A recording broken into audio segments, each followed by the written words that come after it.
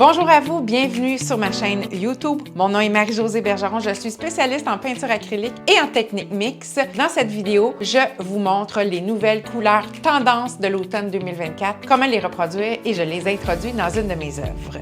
Bon visionnement! Les nouvelles couleurs tendances de l'automne 2024 sont des couleurs quand même classiques. Les gris chauds, les gris anthracites, des terres d'ombre, des bruns très foncés qui vont très bien se marier aussi avec des terres de sienne, des couleurs naturelles, des crèmes, des beiges. Vous pouvez même avoir des gris beige, les bleus arctiques qui sont des bleus plutôt froids, ainsi que les roses pastel, une couleur que j'adore, le vert olive, le vert forêt, ainsi que les rouges vifs dérivés vers les marrons. Comme vous voyez à l'écran, vous pouvez les intégrer à divers types d'œuvres. Ces couleurs sont sélectionnées par les créateurs de mode. Je vous montre comment j'intègre ces couleurs à travers les techniques mixtes et la peinture acrylique.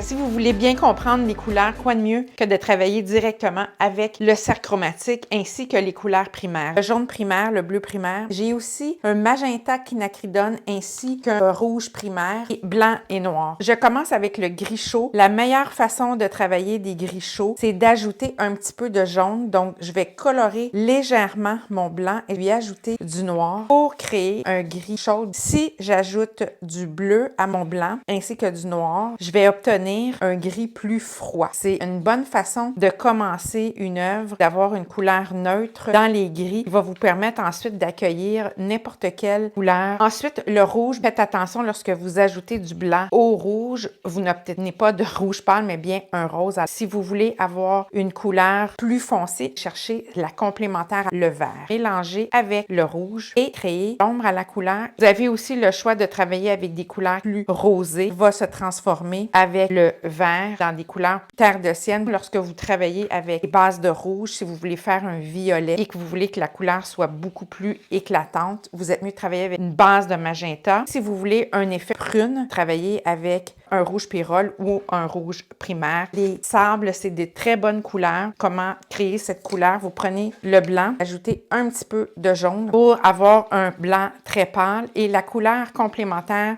sur le cercle chromatique se trouve être le violet. Si vous mélangez votre violet avec le jaune, vous allez obtenir une couleur dans les bruns mélangée avec le jaune. Et terre de sienne, vous devez travailler davantage avec plus de rouge et quelques touches de bleu. Je vous conseille d'ajouter un petit peu de teinte à la fois en ajoutant le jaune et le rouge. Ça me donne un orangé. Plus vous allez pâlir, plus vous allez arriver à des teintes de sable. Si vous voulez avoir un brun chaud, travaillez avec le noir, rouge, jaune, ce qui donne un effet terre d'ombre. Un autre, le blanc, mélangé avec un petit peu de bleu, créer un bleu acier, avoir un peu de jaune et travailler un menthe. Ces couleurs vont donner beaucoup de lumière à vos toiles. Et ensuite, vert forêt, mon préféré, jaune et bleu, vert assez clair. Travailler avec son opposé, rouge, pour créer un vert forêt. Ces couleurs sont super intéressantes à travailler. J'aime bien commencer avec le mortier de structure que j'étends sans colorer ce médium et je lui ajoute quelques motifs avec des pochoirs. J'écrase ces motifs de manière à ce qu'ils soient un peu plus subtils. Je vais laisser sécher environ 2 à 3 heures. J'ajoute rapidement une couche de gris chaud avec un petit peu de vert olive.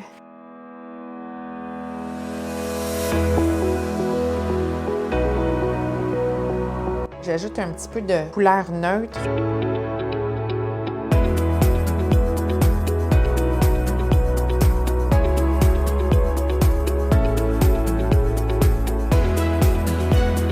Qui dit marié dit défi. J'ai sélectionné presque au hasard des retailles, des serviettes de table, des papiers de soie pour faire un montage collage. J'ai un personnage et je veux respecter l'ensemble de mes couleurs. C'est parti!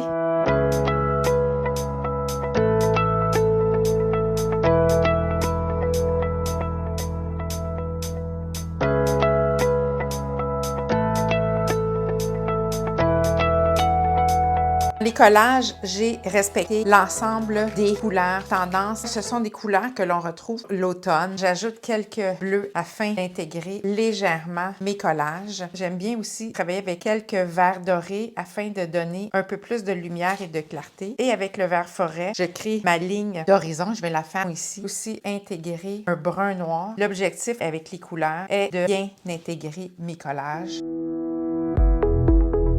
Ce qui est intéressant, c'est de voir les couleurs d'accent rouge et les roses. Et mon terre de sienne va créer un peu de chaleur. Et par la suite, j'ajoute quelques détails afin d'harmoniser le tout.